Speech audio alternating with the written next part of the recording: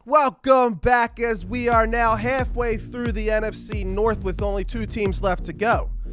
This is 8 Divisions in 8 Weeks on the Talking Sunday podcast, the 2020 NFL preview show. But first, don't forget to subscribe, like, and leave a comment below. You can also follow me on Instagram, Facebook, and Twitter at the Talking Sunday handle. Now that we have the Packers finishing second, the Vikings finishing third, will these burly Bears come in last or claim the true crown as the king of the North? We're heading up to Chicago to find out. Bears.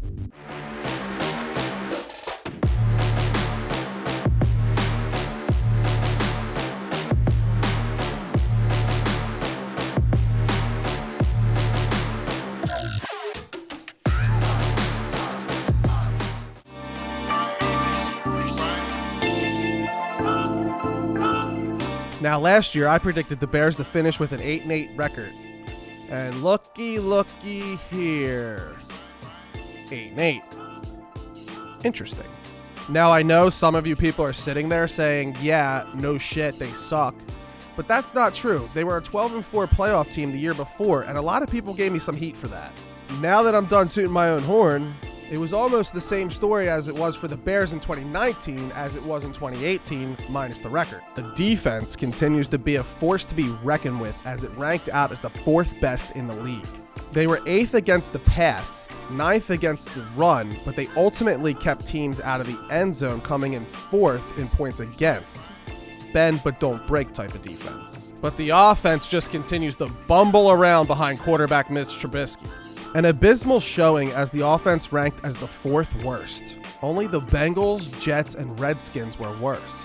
The good news here is that the Bears are in the bottom third of the league when it comes to offensive turnovers. But I guess it's not that great because if you're not turning the ball over, why aren't you scoring points? Trubisky missed too many passes, ranking among the league's worst in negatively graded throws, and he ranks in the bottom third in catchable balls. My dude's out there just sailing the rock. Rookie running back David Montgomery got a lot of hype heading into the preseason and ended up with the bulk of the carries during the regular season. He managed to break over 1,000 total yards, but was mainly ineffective. Montgomery demonstrated his power, shedding multiple tackles, but showed his lack of speed, elusiveness, and the ability to break away. Some of this can be blamed on the lack of respect for Trubisky to throw the ball and a shoddy offensive line unit that only ranked out 25th best. So this could be part of the reason why Montgomery only ranked out as the 24th best running back in yards per carry. Underrated and a nice bright spot for the Bears offense was wide receiver Allen Robinson. Robinson was the 2nd most targeted wide receiver last year, more than Julio Jones and DeAndre Hopkins. He also had his best season since he was a Jaguar back in 2015, going for over 1,000 receiving yards and 7 touchdowns.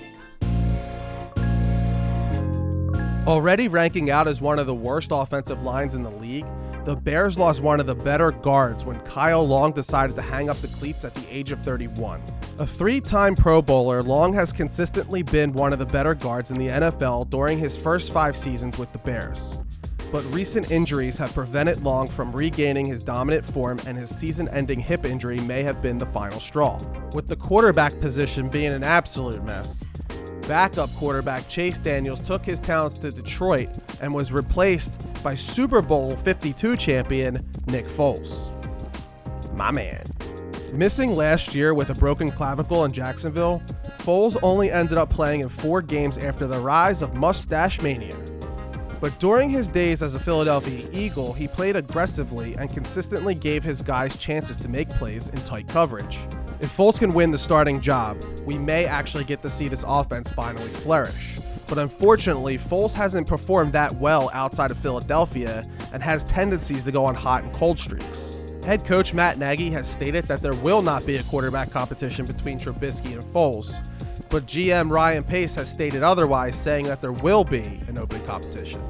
The Bears also added pass rusher Robert Quinn, who proved last year that he still has a lot of juice left on the edge. The Bears only had 2 picks within the first 5 rounds. starting in the second round with the number 43 overall pick due to the Khalil Mack trade from 2 years ago. And with their first pick, Chicago selected tight end Cole Kmet from Notre Dame. Kmet was projected to be a fourth-round pick, ranking out as the 49th best tight end in college football. But the Bears went with him in round 2. The knock on Kmet is that he's not that dynamic and may struggle to move the chains at the NFL level. With now only 9 tight ends on the current roster, Chicago may have been able to use this pick a little more wisely. Their next selection was only 7 picks later when they nabbed cornerback Jalen Johnson from Utah. Johnson was projected to be a first-rounder and is one of the most instinctive corners in the draft. This was a nice steal and my favorite selection by the Bears. Johnson should be able to slide right into the starting role opposite Kyle Fuller. Lucky for us, the Bears will grace us with 4 primetime games this season, and they'll face off against teams that finish with a winning record of 39-25. Although the schedule isn't terribly hard, I don't see enough improvement throughout the roster to warrant any different outcome. With Trubisky continuing to struggle, the Bears declined his 5th-year option, and this could be the last season in Chicago. When things inevitably go south, look for Foles to take over and provide a much-needed spark to the offense. Maybe Foles can elevate this team, but history has shown us that he's not a long-term solution. Again, he tends to go on these extreme hot streaks followed by extreme lulls. It's not quite as bad as Ryan Fitzpatrick, but it's kind of similar. The defense will continue to be the backbone of this team, but under second-year coordinator Chuck Pagano, I'm predicting a drop-off in production.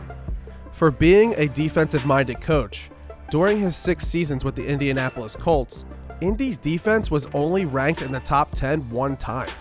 Pagano taking over Vic Fangio's defense a few years ago is kind of like when Steve Sarkisian took over Kyle Shanahan's offense in Atlanta. They should still be formidable, but the more Pagano puts his little paws all over it, I think they're going to start to lose some steam. For those reasons alone, I have the Chicago Bears finishing last in the NFC North, tying the Vikings with a 7-9 record and completely missing the playoffs. Uh-oh! You know what that means! This will certainly be the end of the rope for Mitch Trubisky, and we could possibly see the end of the line for Matt Nagy.